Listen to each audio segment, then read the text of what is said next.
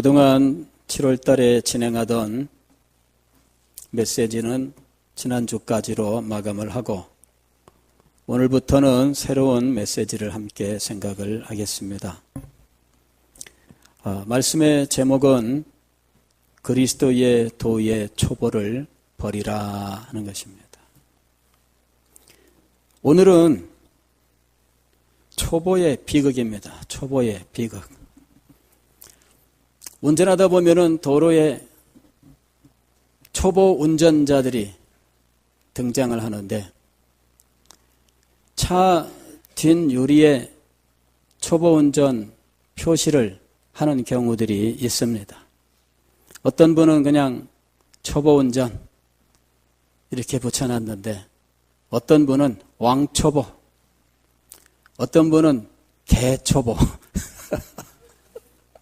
젊은 사람들인 것 같아요. 그죠? 예. 아주 안 좋을 때 계란말을 붙여서, 요새 막 그렇게 많이 씁니다. 예.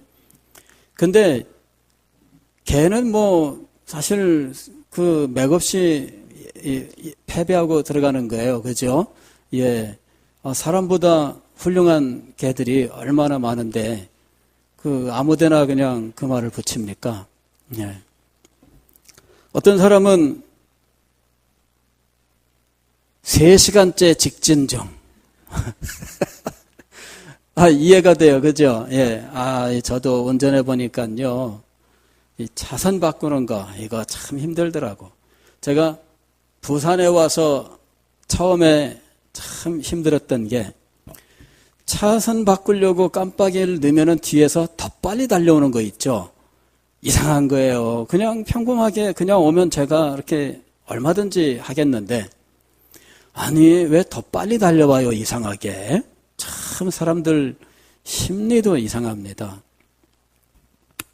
어떤 사람은 저도 제가 무서워요 이렇게. 예. 어떤 사람은 답답하시죠. 저는 환장합니다. 뭐 이렇게 써붙였대요. 어떤 사람은 막 협박합니다. 빵 그러면은 후진할 수 있습니다. 뭐 이렇게. 예, 당황하면 후진합니다. 뭐. 초보들은 참 힘들어요. 도로에 운전하러 나가면 정신 없습니다. 신경 쓸 것도 많고. 나중에 운전 다 끝내고 차에서 내리면 정신이 없습니다. 멍하고 내가 지금 제대로 운전하고 온 건지, 마음도 참 괴롭습니다. 그런데 오늘 여기서 우리가 말씀하는 초보의 비극은 초보 운전자에 대한 이야기가 아닙니다. 초보 운전자는 교회로 치면은 초신자 정도에 해당하겠죠. 초신자야, 초보 운전자하고는 전혀 달라요. 교회 안에서는 참 많은 돌봄, 또 많이 이끌어주고 할 수 있으면은 뭐든지 편의를 제공하려고 하는 상황입니다. 누구든지 다 이 초신자라고 부르는 분은 참 잘해주려고 준비하고 있어요. 우리 교회에서 다른 사람들한테는 까칠하게 구는 분도 초신자한테는 안 그러시더라고요. 그죠? 예. 저분이 까칠한 분인데 이상하게 초신자한테는 아주 부드러워요. 그러므로 오늘 말씀은 이 초신자에 대한 이야기가 아닙니다. 오늘 말씀은 무엇이냐면은 그리스도의 도의 초보를 버리고 그랬어요. 버려야 할 무엇인가입니다. 버려야 할 무엇인 것. 그 다음에 계속 보면은 죽은 행실을 회개함과 하나님께 대한 신앙과 세례들과 안수와 죽은 자의 부활과 영원한 심판에 관한 교훈 그랬어요. 이 교훈들을 버리란 말인가? 이 교훈들을 버리란 말이 아닙니다. 이 교훈들은 우리의 믿음의 핵심에 해당하는 것들이에요. 우리 믿음의 어떤 버릴 수 없는 아주 필수적인 교리라고 하는 것들이 있습니다.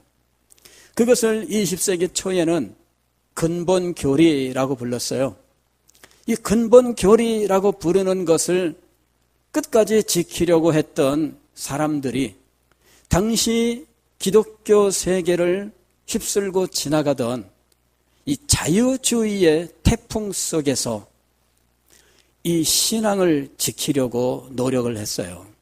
나중에 이분들을 근본주의라고 해서 굉장히 이 자유주의 측에서는 정말 성가신 이런 존재들로 치부하고, 그리고 수준이 너무나 안 맞는다, 학문적으로 너무 처진다, 그리고 무대뽀다, 이런 의미로 사용했습니다마는, 그러나 근본주의는 이 휩쓸어오는 이 자유주의의 태풍 속에서 정말 우리 신앙의 순수함을 지키고자 하는 이 몸부림이었던 거예요. 그리고 이분들이 지키고자 했었던 이 근본 교리 속에는 성경의 영감, 그리고 그리스도의 십자가의 대속, 동정녀 탄생, 이런 정말 우리가 버릴 수 없는 이런 것들이 있었던 거예요. 이 근본 교리라고 하는 것은 시대에 따라서 표현하는 말들은 조금씩 다르더라 할지라도 교회가 언제나 이 근본 교리라고 하는 것을 가지고 이것을 지키고자 노력을 했습니다. 종교개혁 직후 시대에는 우리가 흔히 정통주의 시대라고 이야기를 하는데, 이 정통주의 시대에는 각종 신앙 고백과 요리문답이라고 하는 것이 발표되면서 근본 교리라고 하는 것을 확정을 지으려고 노력을 했어요. 기독교라고 하면, 즉 기독교 신앙이라고 하면 당연히 이러한 내용들이어야 하고, 성도들에게 기독교 신앙을 가르친다면 당연히 이것은 필수적으로 최소한 이 정도는 가르쳐야 된다라고 하는 어떤 것들이 있었던 거예요. 그것이 우리 요리문답 속에 나와 있는 겁니다. 서리문답, 여기에는 세례를 받기 위해서 우리가 배워야 하는 기본적인 기독교의 진리, 이것을 담아 놓았던 것이죠. 20세기에 들어와서 기독교의 진리가 이 자유주의의 풍랑 속에서 모두 부인되는 상황에 처하게 되는데, 물론 그것은 몇백 년의 시간에 걸쳐서 진행된 일이었어요. 그리고 이것이 마침내 기독교에까지 미쳐와서 그저 풍랑에 떠올랐다가 내렸다가 가랑잎처럼 막 휘날리는 이 신앙의 모습이 마침내 교회까지 오게 된 거죠. 그럴 때 영국에서 영문학을 전공하던 교수 한 사람이 라디오 대담에 나아가서 기독교에 대해서, 그 신앙에 대해서 이야기를 하고 후에 이것을 책으로 내게 되는데, 이것이 바로 Mere Christianity라고 하는 책이에요. 우리말로는 순전한 기독교, 과거에는 내가 믿는 기독교 이런 말로 번역을 했는데 순전한 기독교 이렇게 번역을 했어요. 그런데 여기서 이야기하는 이 Mere Christianity, Mere라고 하는 것이 무슨 말이냐면 가장 핵심적이고 그냥 빼고 다 뺐을 때 여기서 더 빼면 기독교가 아니다라고 하는 그 마지막 남은 그 부분, 이제 이 부분에 대한 이야기였어요. 기독교라고 하면 이젠 더 이상 뺄 수 없다. 여기 이 정도까지는 해야 기독교다. 이렇게 이야기하는 내용이었던 거죠.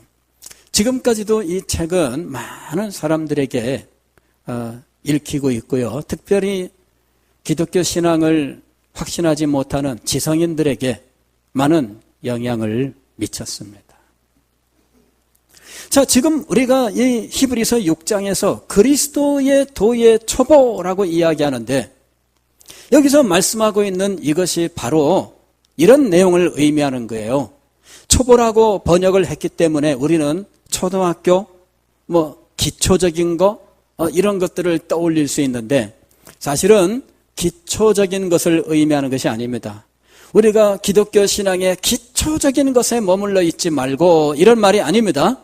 기독교 신앙의 초신자가 배울 수 있는 4주, 5주 과정의 어떤 복음적인 코스 이런 걸 의미하는 게 아닙니다.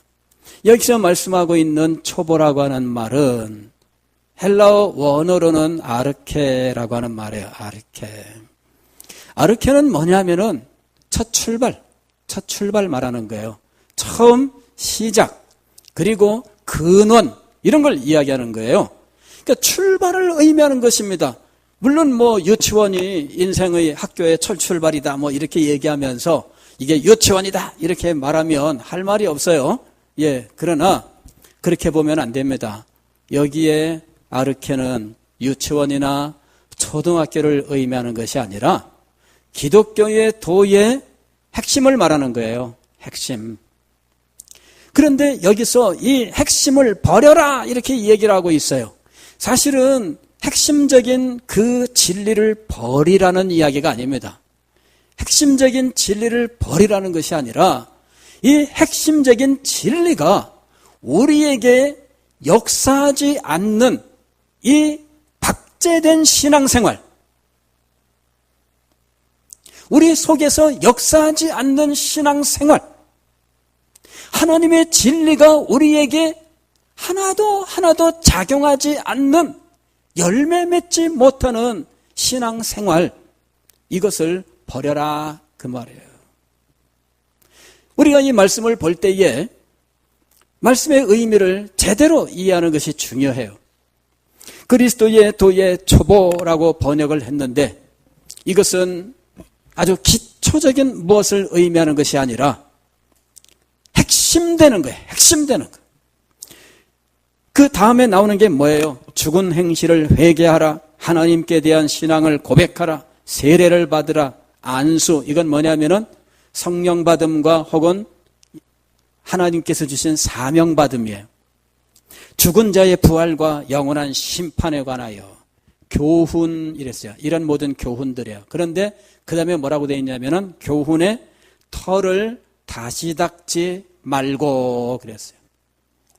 이건 뭐냐면은 맨날 그 내용을 반복하고 있는데 그 진리 내용들이 우리 속에서 역사하지 않는다라는 걸 말씀하는 거예요. 제가 이 히브리서를 학생 시절에 읽으면서 안타까워했었던 한 부분이 있습니다. 그것은 5장 11절의 말씀이에요. 멜기세덱에 관하여는 우리가 할 말이 많으나 너희가 듣는 것이 두나무로 설명하기 어려우니라. 저는 여기의 말씀을 읽으면서 멜기세덱이라고 하는 사람에 대하여, 즉 그 사람과 연관되어 이 그리스도의 제사장직에 대한 것에 사도 바울이, 히브리서 기자가 뭔가 할 말이 참 많아요. 그 깊은 내용들이 있어요. 그런데 너희가 듣는 것이 둔하다. 듣는 것이 둔하다. 그 이야기는 말씀을 제대로 들을 수 있는 준비가 안 돼 있어요. 영적으로 너무 둔감해요. 하나님의 말씀에 대하여 아는 바도 둔해요. 깨달음이 너무 없어요. 그래서 이것에 대하여는 설명하기 어려우니라. 제가 낙심을 했습니다. 그 시대 사람들이 영적으로 높은 수준에 올라가 있었고 진리에 대하여 영성이 있었더라면 히브리서 기자가 이 부분에 대해서 염려 않고 쫙 풀어놨을 것이고, 그러면 오늘날 내가 그 진리를 볼 수 있었을 텐데 이 진리가 없구나. 그래서 낙심을 했었어요. 세상에 이런 일이 있나. 하나님의 진리가 사람들의 어리석음 때문에 가려지는 일이 있구나. 이러면서 그 시대 사람들을 원망했어요. 나중에 알고 보니까 그 시대 사람만의 문제가 아니라 오늘 우리 시대의 문제였고, 그리고 바로 나의 문제이기도 하면서 목회자가 되고 보니까 우리 성도들의 문제였다는 거예요. 목회자는 늘 이 문제에 직면합니다. 하나님의 말씀을 더 깊이 있게, 더 찬란하게 전하고 싶은데 따라오지 못하는 성도들 때문에 늘 어려움을 겪는 상황에 있습니다. 그래서 여기에 이 말씀을 두고, 히브리서 기자가 얼마나 답답했을까. 목사가 되고 보니까 목사의 심정이랑 똑같구나, 이렇게 생각을 했어요. 그런데 나중에 세월이 더 흐른 다음에 어느 날 히브리서 기자는 멜기세덱에 관하여서 할 말이 많았는데 이 말을 했을까 안 했을까? 성경을 읽다 보니까 이 말을 했습니다. 이게 히브리서 7장 이하의 멜기세덱의 반차를 따르는 대제사장의 직분, 그리스도께서 행하신 이 구속사역에 대해서 말씀하는 내용이었어요. 이 히브리서를 쓴 분은 이 멜기세덱의 반차를 쫓는 대제사장으로서 예수 그리스도를 말씀하기 위해서 정지 작업을 했는데 그것이 1장부터 6장까지예요. 거기서 이분이 늘 염려하면서 이야기했던 것이 뭐냐면, 이제부터 하는 이 말씀은 그리스도에 대하여 아주 깊고 높은, 우리가 정말 꼭 알아야 되는 신령한 내용들을 가지고 있는데, 자기가 가진 생각의 틀, 문화의 틀, 경험의 틀, 즉 그 한계 속에서 꿈쩍도 하지 않는 사람들에 대해서 그러면 안 된다. 그것을 1장부터 6장까지 설득을 한 거예요. 그러면 안 된다. 지금 그리스도의 십자가에 대해서 그분이 제사장으로서 자기를 직접 제물로 삼아서 하나님 앞에 희생제사를 드렸는데, 자기를 화목제물로 드려서 이 죄인들과 하나님 사이에 막혀있는 담을 헐고 하나님 앞에 나아가는 새롭고 산 길을 열었는데, 자기의 육체를 찢어서 이 길을 열어놓으신 거예요. 이것이 구약에서 하나님께서 계시하신 십자가의 비밀이었는데, 유대인들이 가지고 있는 구약의 지식, 그들의 문화를 가지고는 이 말씀을 이해할 길이 없습니다. 먼저 걸리는 것은, 제사장 하면은 유대인들은 철저하게 아론의 후손으로서, 즉 아론의 반차를 쫓는 사람이어야만 제사장이 될 수가 있고, 대제사장이라면은 그 중에서도 더 구별된 혈통을 가지고 있다는 거죠. 그런데 예수님은 유다 지파분이에요. 제사장 가능성이 없습니다. 어디다 대고 제사장이야? 이렇게 얘기하는 거죠. 야, 제사장 얼마나 거룩한데 거기다가 아무나 갖다가 제사장 갖다 붙이냐? 이러면서 그리스도에 대하여 모든 이 가르침을 인정하지 않으려고 한다면 이 말씀은 그 사람들에게 하나도 역사하지 않습니다. 그래서 제사장에 대해서 설명을 해요. 자, 아론의 반차를 따르는 제사장만 제사장이 아니라 아론 이전에 아브라함 당대에 아브라함이 11조를 드리고 경배했었던 여호와의 제사장이 있었는데 그가 바로 멜기세덱이다. 물론 멜기세덱 한 사람만 있었던 건 아닙니다. 그러나 아브라함과 관계하여 등장하는 인물이기 때문에 히브리서 기자는 유대인들의 조상 아브라함과 연결된 이 멜기세덱을 가지고 그리스도의 제사장 직분을 설명하는 거예요. 유대인들이 자기의 생각과 자기의 한계 속에 머물러 있고 자기가 기왕에 가지고 있는 이 생각을 조금도 바꾸지 않는다면 하나님의 말씀은 그들에게 역사하지 않을 거예요. 하나님의 말씀이 역사해야 되는데 하나님의 말씀이 역사하지 않는 일이 있습니다. 히브리서 4장 12절 말씀을 보면 하나님의 말씀은 살아있고 활력이 있어 이렇게 이야기합니다. 과거의 개역성경에는 운동력이 있어 그랬어요. 하나님의 말씀은 살았고 운동력이 있어. 운동력이라고 하는 건 뭐예요? 지칠 줄 모르는 힘. 그래가지고 막 다니는데 이 알칼라인 건전지야. 100만 12번. 그래도 끄떡없어. 근데 이 운동력은 그걸 말하는 게 아닙니다.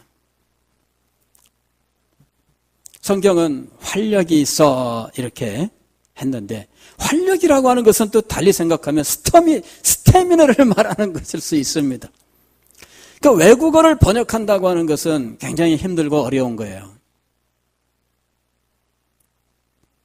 여기에 이 말씀은 뭐냐면은 이런 겁니다. 효과적으로 효과 있게 만든다. 효과 있게 만든다. 여기에 맞는 말이 최근에 우리 주변에 있는데 우리 어른들은 조금 낯선 개념입니다. 예, 좀 낯선 개념이에요. 컴퓨터를 다루는 사람들은 최근에 등장한 이 일을 알 거예요. 그래서 설명을 좀 드리겠습니다. 최근에 이 컴퓨터 프로그램들 이제 무단 복제해서 사용하는 이런 일들이 많아져서 이것을 방지하기 위한 하나의 방법이 등장을 했는데 이게 뭐냐 그러면은 이 액티베이션이라고 하는 거예요. 이 액티베이션이라고 하는 건 뭐냐면은 활성화하다라는 말인데 활성화시키는 거예요. 이건 뭐냐면은 프로그램을 깔기는 깔아요. 까는 데까지는 다 깔리도록 했어요. 그랬는데 이것을 제대로 쓰기 위해서는 프로그램 회사 측에다가 돈을 내고 라이선스를 사야 돼요. 그래서 번호를 넣어야만 이 프로그램이 작동하게 되는 거죠. 컴퓨터에 이 프로그램이 깔리기는 해요. 최근에 이 컴퓨터에 윈도우 이 7, 8, 그 다음에 10 이런 그 윈도우 OS가 있는데 다 이 액티베이션을 해야 돼요. 즉 활성화를 해야 돼요. 예전에는 이 프로그램을 깔기만 하면은 그냥 쓸 수 있었어요. 근데 지금은 컴퓨터에 이 프로그램을 깔기는 하는데 늘 메시지가 떠요. 지금 잘못된 시리얼 번호를 넣었든지 아니면은 허가되지 않은 걸 쓰고 있는데 라이선스를 받으세요 하면서 메시지가 뜹니다. 예, 메시지가 떠. 늘 이게 뜨니까 기분 나빠요. 내가 물론 지금 그냥 쓰고는 있지만 이걸 꼭 확인시키는 거예요. 그쪽에다가 돈을 주고 번호를 사든지 아니면 다른 사람이 유용한 번호를 나한테 줘서 내가 그 번호를 넣든지 뭔가 수를 써야만 정상적으로 쓸 수가 있습니다. 이 OS뿐만 아닙니다. 마이크로소프트의 오피스나 기타 이 프로그램들이 있는데 이것도 역시 마찬가지예요. 프로그램을 설치할 수는 있어요. 그런데 이것을 정상적으로 쓰려고 하면은 항상 메시지가 뜹니다. 액티베이션 하세요. 활성화시키세요. 이것을 활성화시키기를 원하시면 문의하세요. 이러면서 클릭하면 활성화시키는 곳으로 연결시켜 줍니다. 얼마를 내야만 됩니다. 요 활성화시키는 게 바로 활력이 있어라는 말이에요. 하나님의 말씀이 우리에게 선포됩니다. 이 자리에 있는 사람들 누구에게든지 하나님의 말씀은 다 선포되고 있습니다. 그런데 어떤 사람 속에서는 이 하나님의 말씀이 액티베이션이 되어서 정상적으로 작용하고 있는데, 어떤 사람의 마음속에서는 이 말씀이 역사하질 않아요. 딸깍딸깍 프로그램을 실행을 시켜봤는데 활성화되지 않습니다. 그러는 거예요. 활성화시키기 위해서 뭔가가 필요해요. 그것이 있어야만 활성화가 되는 거예요. 프로그램을 정상적으로 작동시킬 수 있도록 돈을 주고 라이선스를 사야 돼. 그래야 이 프로그램이 정상화되는 거예요. 저는 이 히브리서 4장 12절의 말씀을 붙들고 5년 동안 기도했어요. 하나님의 말씀은 살아있고 활력이 있어 좌우에 날선 어떤 검보다도 예리하여 혼과 영과 및 관절과 골수를 찔러 쪼개기까지 하며 또 마음의 생각과 뜻을 판단하나니, 하나님의 말씀은 이렇게 역사하는 줄을 믿습니다. 그런데 제 말씀 사역에 이런 역사가 일어나지 않습니다. 말씀이 틀렸습니까? 제가 틀렸습니까? 5년 동안을 붙들고 기도를 했어요. 무엇을 어떻게 전해야 할지, 그리고 말씀 속에 어떤 일들이 일어나야 할지 하나님의 은혜를 간구했어요. 여러분, 여기 지금 이 히브리서 기자가 말씀하고 있는 것은 사실은 설교자에 대한 이야기가 아닙니다. 하나님의 말씀은 살아있고 활력이 있는데 설교자 당신이 잘못하고 있다, 지금 그 얘기하고 있는 게 아니에요. 하나님의 말씀은 살았고 활력이 있는데 듣는 사람에게 문제가 있다, 그걸 지금 말씀하는 거예요. 듣는 사람에게 문제가 있다. 하나님의 말씀이 지금 선포되고 있습니다. 그런데 듣는 사람에게 늘 문제가 일어나고 있다. 설교자에게 문제가 없다는 얘기가 아닙니다. 지금 초점하고 있는 말씀은 누구를 향해 말씀하고 있는 거예요? 듣는 사람들에게 말씀하고 있는 거예요, 지금. 문제가 뭘까요? 2장 1절 말씀 보면 이렇게 되어 있습니다. 그러므로 우리는 들은 것에 더욱 유념함으로 우리가 흘러 떠내려가지 않도록 함이 마땅하니라 그랬어요. 우리가 들은 것에 어떻게 하라 그랬어요? 더욱 유념하라. 유념이란 뭘까요? 유라고 하는 것은 머무르는 거예요. 머무르는 거. 염이라고 하는 것은 생각입니다. 즉 우리의 마음속에 하나님의 말씀이 머물게 하는 거예요. 즉 하나님의 말씀을 깊이 묵상하는 겁니다. 그리고 이 말씀을 자기의 마음속에 깊이 새겨 넣는 것이지요. 이것이 바로 유념하는 겁니다. 하나님의 말씀을 그냥 아무데나 그냥 이렇게 버려두고 나중에 어딨지 막 찾느라고 정신이 없는 사람들이 많습니다. 그런데 유념이라고 하는 것은 이 말씀이 있어야 할 곳에 가 있는 거예요. 그리고 언제든지 확인을 하고 이것을 늘 마음속에서 소중하게 간직하는 거죠. 이렇게 하지 않으면 어떻게 돼요? 떠내려가는 거예요. 그러므로 우리는 들은 것에 더욱 유념함으로 우리가 흘러 떠내려가지 않도록 함이 마땅하니라 그랬습니다. 문제는 뭐냐면은 하나님의 말씀을 유념하지 않아요. 2장 3절 말씀을 보게 되면은 이 유념하지 않는다라고 하는 것을 이렇게 표현합니다.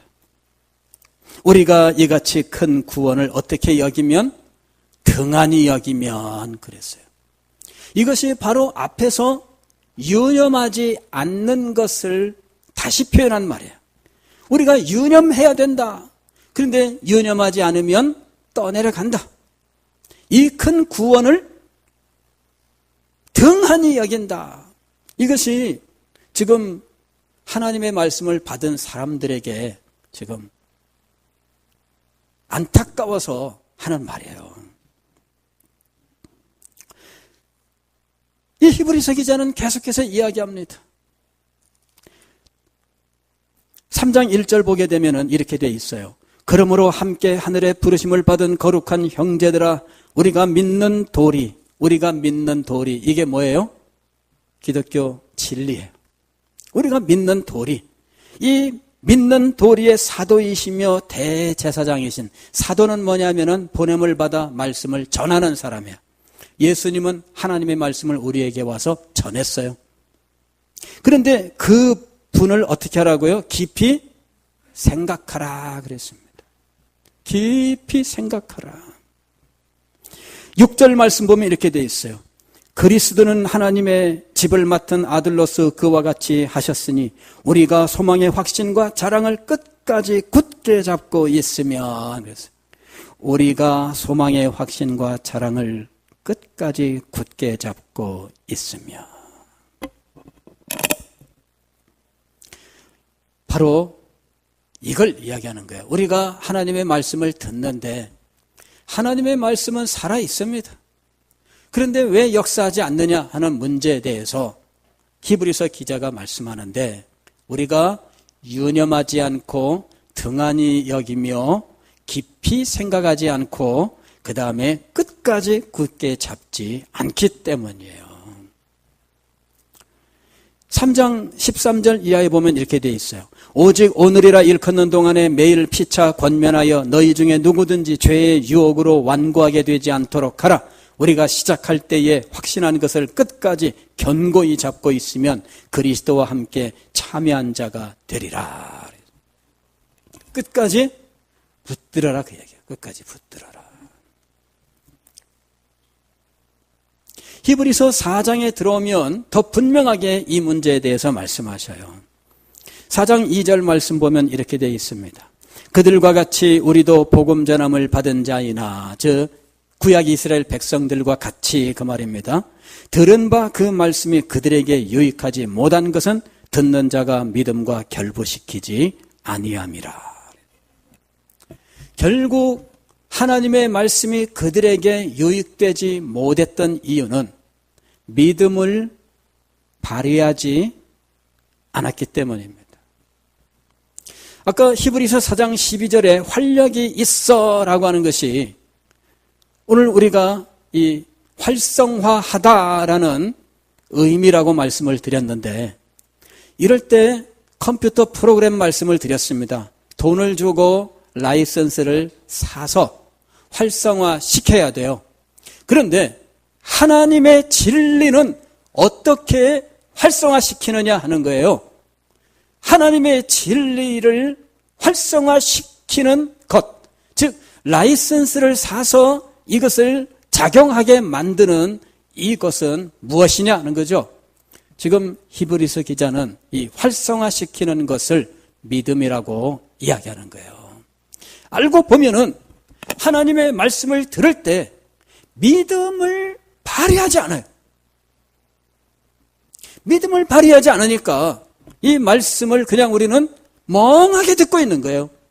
믿음을 발휘하기 위하여 집중을 하고 어떻게 해서든지 그 말씀을 깨달으려고 하고, 깨달은 바 그 말씀을 마음에 새기려고 하고, 그 새긴 바 하나님의 말씀을 찬양하고 순종하려고 하는 이러한 마음을 가져야 됩니다. 그런데 이런 마음이 없다면 그냥 멍하니 앉아있을 수밖에 없어요. 멍하니 앉아있는 사람에게 이 말씀의 은혜와 축복이 그에게 임하느냐 하는 거예요. 4장 1절은 그렇지 않다를 말하는 겁니다. 그러므로 우리는 두려워할지니 그의 안식에 들어갈 약속이 남아있을지라도 너희 중에는 혹 이르지 못할 자가 있을까 함이라. 약속은 있는데 약속의 성취에는 참여하지 못하는 자가 있다. 구약 이스라엘 백성들이 그랬던 거예요. 출애굽을 했고 가나안 땅에 들어가겠다고 하나님의 약속은 있지만, 그러나 20살 위로는 아무도 가나안 땅에 못 들어갔어요. 오직 두 사람만 들어갔는데 이 두 사람은 어떤 사람이었느냐 하면 믿음을 발휘한 사람이었어요. 12명의 정탐꾼 가운데에 여호수아와 갈렙 두 사람만 믿음을 발휘했습니다. 그래서 믿음을 발휘한 이 두 사람은 하나님의 약속의 성취를 따라서 그 땅에 들어갈 수 있었습니다. 그런데 약속은 받았는데 그 땅에 못 들어간 사람들이 대다수였습니다. 이유는 뭘까요? 믿음을 발휘하지 않았기 때문이에요. 히브리서 3장에서는 믿음을 발휘하지 않은 이스라엘 백성들의 모습, 죄의 유혹에 빠졌고 마음이 완고하게 되었고 그리하여 모세와 다투었고 하나님을 대적하였다, 이렇게 얘기해요. 이게 점점 근원까지 거슬러 올라갔는데 믿음을 발휘하지 않으니까 죄의 유혹에 빠져요. 여기 죄의 유혹이라고 하는 말은 속임수예요. 죄는 우리를 늘 속입니다. 그래서 이 죄의 속임수에 빠지게 되었고 우리의 마음은 완고하게 돼요. 죄의 속임수에 빠진 사람들은 완고하게 됩니다. 이 완고한 심정은 하나님의 말씀에 순종하지 못해요. 말씀은 남아 있어요. 아까 컴퓨터 프로그램 말씀드렸죠. 이것은 지우지 않으면 그냥 남아 있어요. 그러나 문제는 뭐예요? 정상적으로 프로그램이 작동하지 않습니다. 대부분의 성도들의 마음속에 하나님의 말씀은 있어요. 문제는 뭐냐면 이 말씀이 활성화되지를 않는 거예요.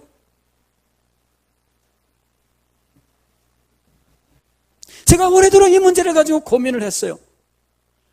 성도들을 보면은 다 하나님의 말씀을 알고 있고 하나님의 말씀을 들고 살아야 된다고 생각하고 이분들이 말로는 정말 이 사람이 얼마나 잘 알고 있는지 몰라요. 문제는 뭐냐면은 그가 알고 있는 진리가 그 속에서 활성화되지 않았다는 거예요. 알고 있습니다.